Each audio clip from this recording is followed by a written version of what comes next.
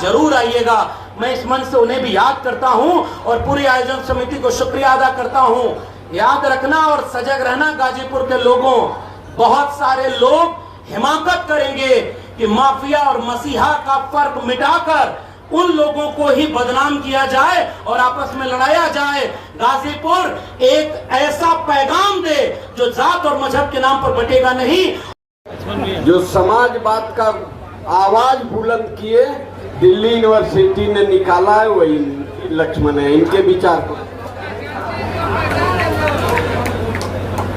बहुत बहुत धन्यवाद संचालक महोदय, आदरणीय जिलाध्यक्ष जी, मंच पर बैठे हुए हम सब के बहुत चहेते युवाओं की, किसानों, मजदूरों की, समाजवाद और सामाजिक न्याय की आवाज आदरणीय धर्मेंद्र यादव जी और सम्मानित मंच। आज मैं पहली बार इस ऐतिहासिक धामोपुर की मिट्टी पर आया हूं और पूरी आयोजन समिति का मैं शुक्रिया अदा करता हूं कि इतने शानदार आयोजन में हम लोग ऐसे वक्त में इस आयोजन में इकट्ठा हुए हैं जो एक किस्म से इम्तिहान की घड़ी है। इस देश में जब जंग आजादी चल रही थी तो लिखा एक शायर ने कि अब न अहले बलबले हैं और न अरमानों की भीड़, एक मिट जाने की हसरत अब दिले बिस्मिल में है। ऐ शहीदे मुल्क मिल्लत मैं तेरे ऊपर निसार, ऐ शहीदे मुल्क मिल्लत मैं तेरे ऊपर निसार। वतन की आग को लेकर के आप सोचिए, वक्त आने पर जमाने को खबर हो जाएगी। हम अभी से क्या बताएं क्या हमारे दिल में है, सरफरोशी की तमन्ना अब हमारे दिल में है। आज जिस वक्त पे हम एक शहीद को याद कर रहे हैं, वो शहीद किस मकसद से शहीद हुए, इस मुल्क की हिफाजत करते हुए और इस मुल्क में इस बात के लिए जब बाबा साहब डॉक्टर अंबेडकर का संविधान बना तो उसने इस मुल्क के हर बाशिंदे को बराबर का हक दिया था। कोई गरीब अमीर छोटा बड़ा नहीं, जात और मजहब के नाम पर कोई बड़ा शहरी और छोटा शहरी नहीं, सब इस मुल्क से मोहब्बत करने वाले लोग थे।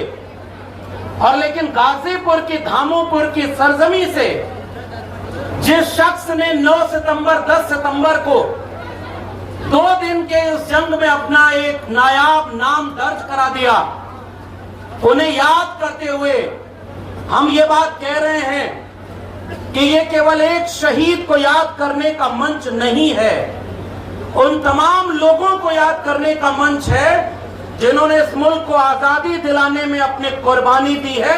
और तब भी न जात देखा न मजहब देखा, इस मुल्क से मोहब्बत थी तो उन्होंने इस मुल्क की हिफाजत और इस मुल्क को आजाद करने में अपनी कुर्बानी दे दी। और जब कुर्बानी देने के बाद एक मुल्क का आईन बना, एक दस्तूर बना कि सब बराबर होंगे, उसके बाद भी अगर मुल्क की सरहद के बाहर से हमला हुआ तो इस मुल्क के हर बाशिंदे ने ये तय किया कि इस मुल्क की सरहद की हिफाजत के लिए हमें अपनी जान की कुर्बानी भी देनी होगी तो कुर्बानी देंगे। और उनका इतिहास हमसे बेहतर आप जानते हैं।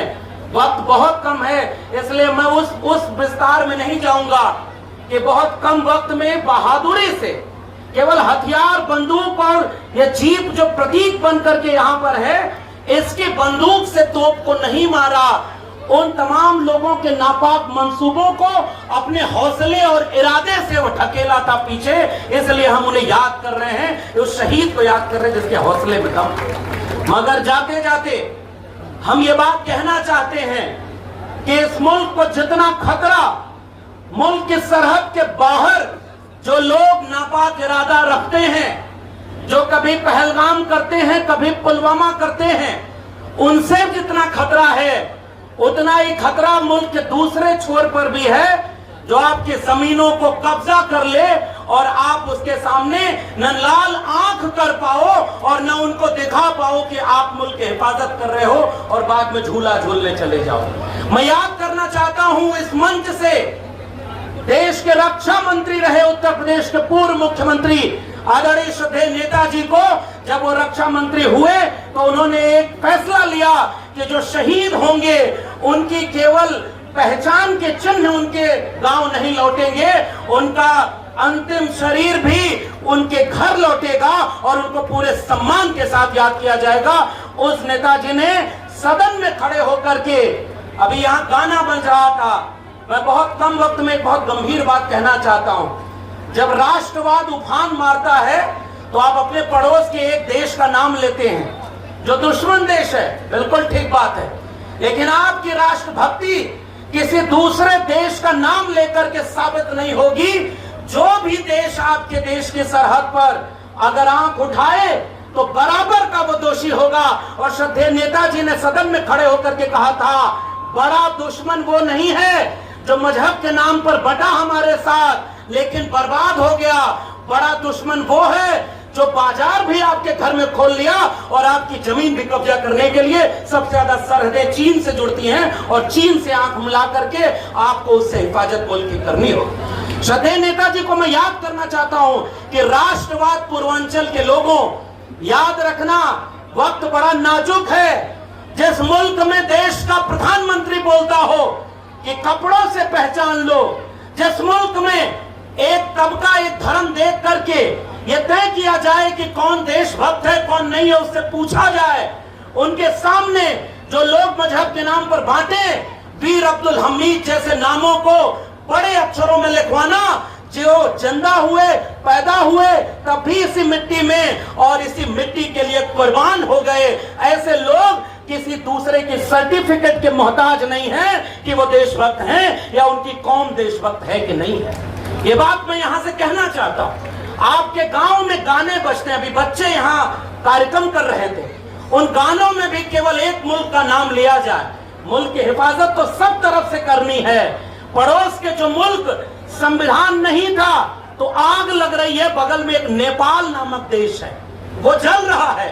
इस मुल्क को बाबा साहब डॉक्टर अंबेडकर ने एक बहुत खूबसूरत संविधान दिया कि इस मुल्क में जमहूरियत है, उसकी हिफाजत करना, सरहद के बाहर वाले उन तमाम लोगों से भी हिफाजत करना और सरहद के भीतर वालों से भी करना है। लेकिन भीतर जो लोग मजहब के नाम पर बांटे, उनसे सजग रहना, उनसे सजग रहना। इसी गाजीपुर की जमीन के एक बड़े साहित्यकार राही मासूम रजा थे और रजा साहब ने एक बड़ा उपन्यास लिखा है।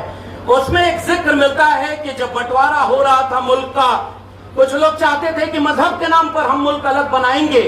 इसी मुल्क के बहुत सारे चाहने वालों ने कहा कि हम मजहब के नाम पर बटेंगे नहीं, हमारे तमाम पुरखों की कब्रें हैं यहाँ और तमाम लोगों ने चुना कि हम इस मुल्क में रहेंगे। तो जब वहां कहा एक गांव के आदमी से कि साहब सुनते हैं आपको भी जाना पड़ेगा पड़ोसी मुल्क, तो उन्होंने लिखा कि इसी मिट्टी की है पैदाइश, दफन यहीं हो जाएंगे, न बुलाए किसी के आए थे न निकाले किसी के जाएंगे। इसलिए सजग रहना। बहुत लोग आपके बीच में मजहब के नाम पर फसाद करने, जात के नाम पर आएंगे। जितनी राष्ट्रभक्ति इस मिट्टी में है और गाजीपुर के लोगों यहाँ इतने नौजवान हैं, एक गांव ही नहीं पूरा गाजीपुर ही वीरों की धरती है। हमारे मित्र कहा करते थे कि उसे केवल गाजीपुर मत कहिए, शहीदी धरती गाजीपुर के रूप में याद करिए। मगर याद करिए कि जो शहीद होकर के लौटा तो उसे शहीद का दर्जा मिला, परमवीर चक्र मिला, उन्हें सम्मान मिला। और जो लोग, जो हुकूमत आपके लिए अग्निवीर लेकर आए, अग्निवीर को कभी आप स्वीकार मत करना, यह आपका अपमान करने के लिए लाई गई है। इसलिए ऐसे लोग इस मुल्क को चलाएं जो मुल्क की हिफाजत भी करना जानते हो, मुल्क के बाहर के दुश्मनों से और मुल्क के भीतर जो लोग बांटते हैं उन्हें बांटने न दिया जाए। युवाओं को बराबर का सम्मान मिले, किसानों को हक अधिकार मिले और ये मुल्क चले तो केवल बाबा साहब अम्बेडकर के संविधान से चले। और बहुत सजग रहने की जरूरत है। मैं यही अपनी बात विराम दूंगा। बहुत सम्मानित मंच आदरणीय धर्मेंद्र यादव जी, इलाहाबाद के विश्वविद्यालय से लेकर सड़क से सदन तक वो हमेशा हक हुकूक की लड़ाई लड़ते रहे हैं, उनको हम सुनेंगे। मगर मैं परवेज भाई को पूरी आयोजन समिति को और इस गाजीपुर की धरती से तमाम लोगों का, आदरणीय अफजाल जी यहाँ पर नहीं है, उन्होंने ही निवेदन किया था कि आप वहां जरूर आइएगा। मैं इस मंच से उन्हें भी याद करता हूं और पूरी आयोजन समिति को शुक्रिया अदा करता हूं। याद रखना और सजग रहना गाजीपुर के लोगों, बहुत सारे लोग हिमाकत करेंगे कि माफिया और मसीहा का फर्क मिटाकर उन लोगों को ही बदनाम किया जाए और आपस में लड़ाया जाए।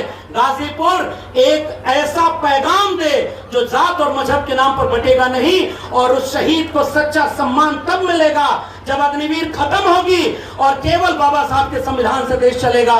बहुत बहुत शुक्रिया। वीर अब्दुल हमीद अमर रहे, हमारे तमाम शहीद अमर रहे। जय भीम, जय मंडल, जय समाजवाद, इनकलाब जिंदाबाद। बहुत बहुत धन्यवाद प्रोफेसर साहब।